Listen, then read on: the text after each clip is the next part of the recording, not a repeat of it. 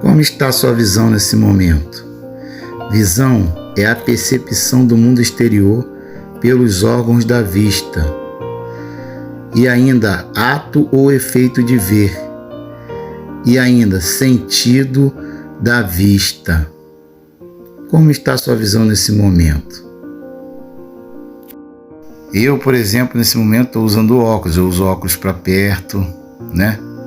Mas como está a tua visão?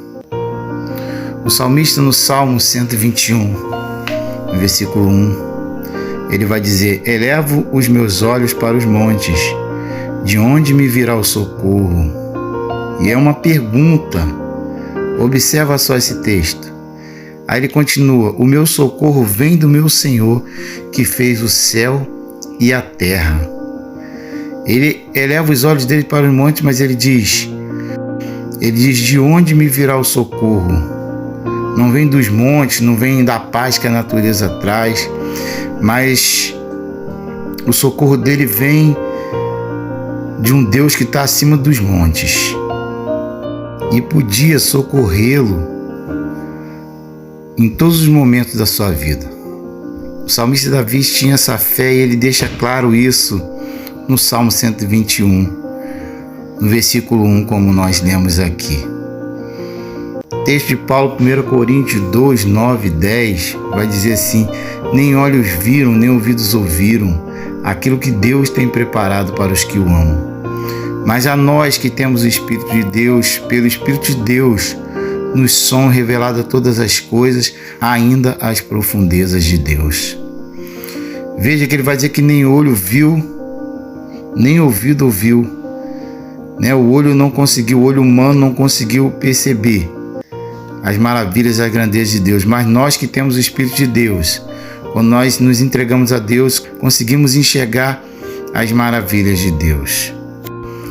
Livro de Marcos 10, 46, vai falar de Batimeu, o cego Batimeu, e vai dizer que Batimeu estava sentado à beira do caminho, né? Ele era cego e ainda mendigava.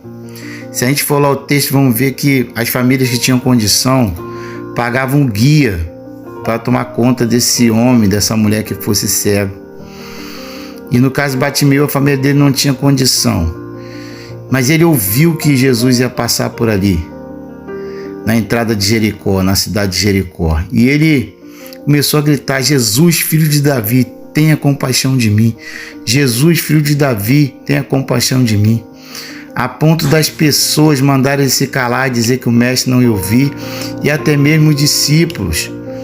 Mas Jesus escuta o clamor daquele homem e inclusive manda chamar, manda trazer ele até Jesus.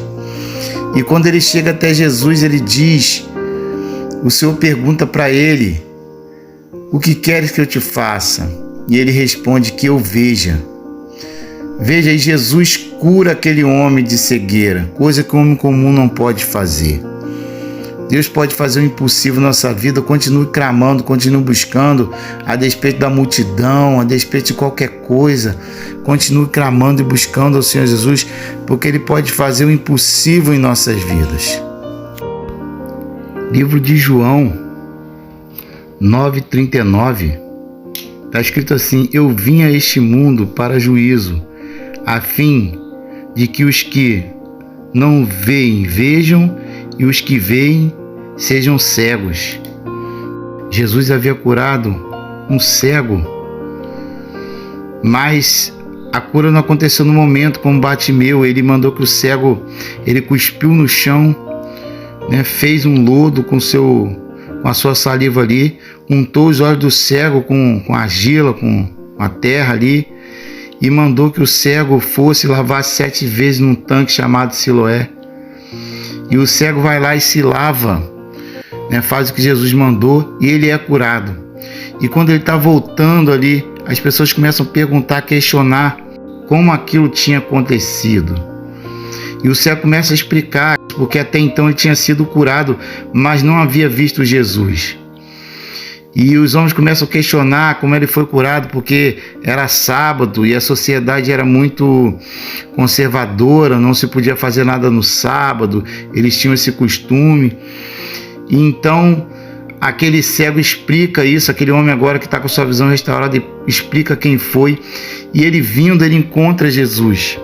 E aí que Jesus responde isso para ele, né? Jesus viu que tinham expulsado, encontrando-se, o disse-lhe: crês tu no Filho de Deus?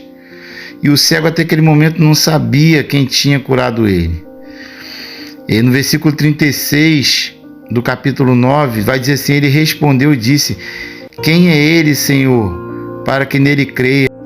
Jesus lhe disse: tu já o tens visto, e é aquele que fala contigo. E ele imediatamente creu no Senhor Jesus e reconheceu que era Deus que o havia curado. Quem abriu porta de emprego para você, talvez você não saiba.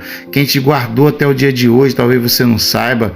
Guardou tua vida até agora é o Senhor Jesus, embora você não o conheça ainda, mas é Ele que tem te guardado, né? Até o cego conhecer a Jesus, Jesus era apenas um profeta para ele, era alguém muito distante.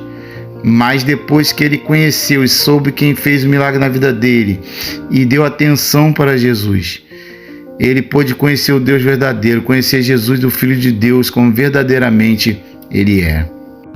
Uma outra passagem também que trata desse assunto com muita veracidade é o texto de 1 Samuel, no capítulo 11, né, que diz assim, no versículo 2: mas Naás o amonita respondeu-lhes: só farei aliança convosco, com condição de vos furar a todos o olho direito, para impor assim um opróbrio em Israel.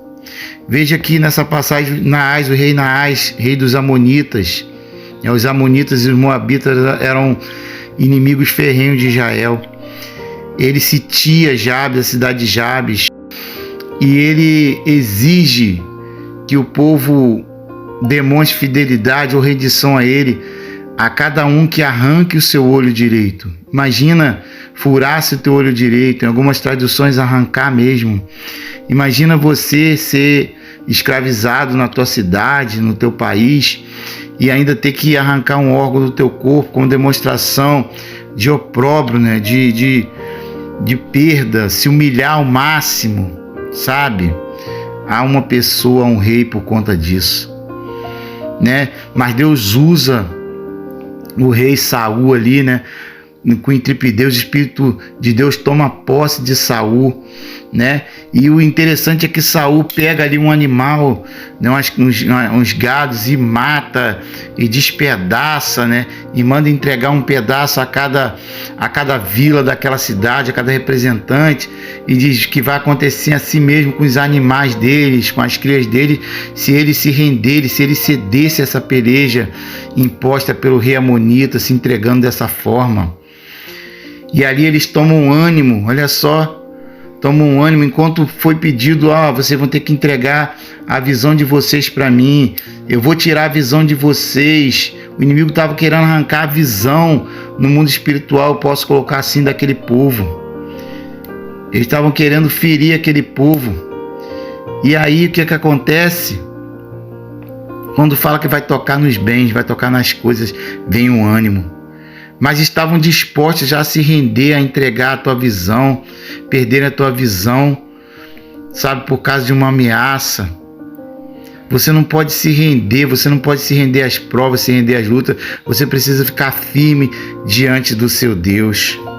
Que o Senhor renove a nossa visão, que o Senhor renove a tua visão, que o Senhor renove a minha visão, que você possa enxergar as obras e as maravilhas de Deus, entender que você está vivo até hoje, que você faz o que você faz, que você anda, que você raciocina por causa desse Deus verdadeiro que tudo pode. Que o Senhor possa estar entrando com providência na nossa causa, mudando a nossa visão acerca dele, acerca da nossa vida, que nós possamos nos ver como o Senhor nos vê. Porque o homem, nós vemos a aparência, mas o Senhor Jesus vê o nosso coração.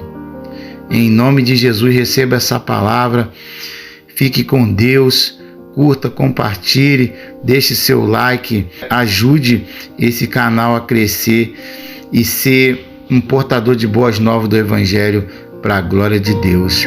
Amém.